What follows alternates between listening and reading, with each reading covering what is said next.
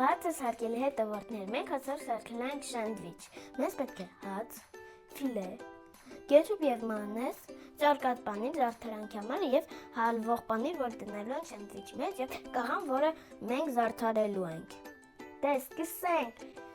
Առաջին վերցնում ենք հացը, կետչուպը վերցնում ենք,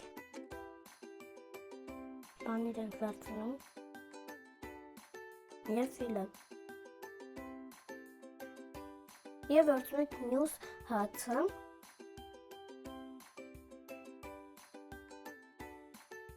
հիմա փակում ենք մեր սանդվիչի մյուս կողմը, ահա դնում ենք սանդվիչի համար, որ պանիրը հալվի։ A few moments later. Ինչ լավ է ստացվել մեր մոտ։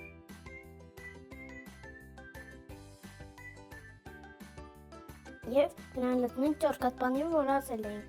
և կաղանք։ Բարև ձեզ սիրելի հետևորդներ, ես եկել եմ Դավիթի պատրաստած սանդվիչը համտեսել և գնահատել։ Եկեք փորձենք։ Շատ համեղ է ստացվել և գնահատում եմ 10-ից 10։ Սա իրականում շատ համեղ է։